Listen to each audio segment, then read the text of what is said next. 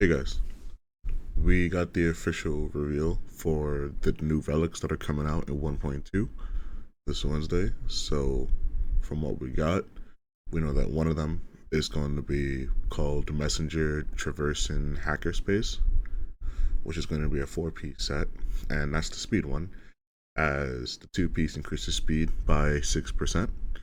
Then we got the 4-piece, which is when the wearer uses their ultimate ally. Speed for all allies increases by 12% for one turn, but the effect can't be stacked. So this is going to be used specifically for your Harmony characters. If you don't want them to have the attack buff, right?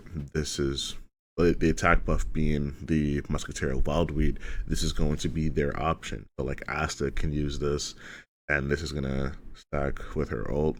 So that's gonna be an extra 12% for all allies. And honestly, that's going to be quite crazy. Like Yukong and they can probably use this as well, but for future Harmony characters, this will most likely be the set that they would want to go for, because they need to get their buffs out first. Like a character like Yukong, you can put this on if you aren't running her as a sub DPS. Next up, we have something that's really highly anticipated, Longevous Disciple. That's another 4-piece set. This is most commonly going to be put on Blade, for example, because this set is, to be frank, quite literally made for Blade.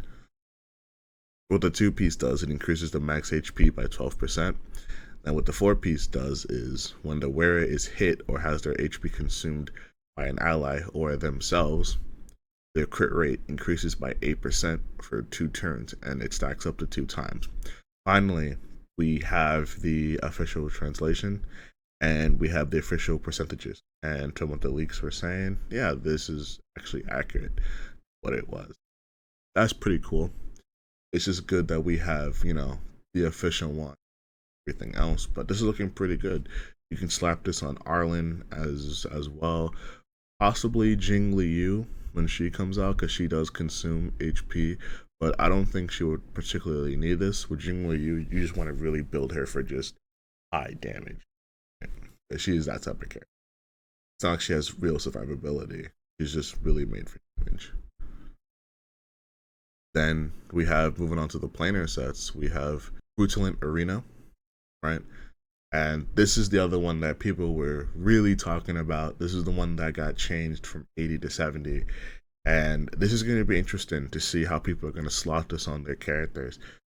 Me personally, I was thinking of putting this one on Jing Liu, actually, because she's going to be basic attacking and using her skill very often. And I think it will be pretty good, right? Because having 70 crit rate and then the 20% increase to basic attack and skill damage, it's going to be crazy. But what this does is it's a 2-piece, so it increases the wearer crit rate by 8%.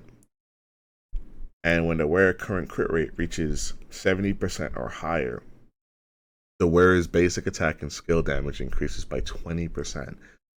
That's actually very huge. That's a massive amount, right? So if we can get this on like Dan Hang, for example, this would be really good. Even Dragon Dan Hang, this would be really good on, because we know that he does basic attacking and his skill damage counts for his basic. So this is still really good. Like honestly, this set, I can see a lot of characters actually utilizing it. The only issue some people may have is the 70%, but that only comes down to you actually trying to maximize your relic gains and farming that specific substat. It's going to take a while. It's definitely doable. It's something that's honestly achievable. It's just going to take a while. But I am excited to use this relic set though. It does look really fun. Then lastly, we have Broken Keel, which is the last planar set. A lot of people aren't too excited for, and I get why. Maybe later on down the line, we'll have a character that can utilize this, but for now, it seems to be put on the bench. Which the 2-piece is, it increases the wearer's effect resist by 10%, and when the wearer's effect resist is at 30% or higher, all allies' crit damage increases by 10%.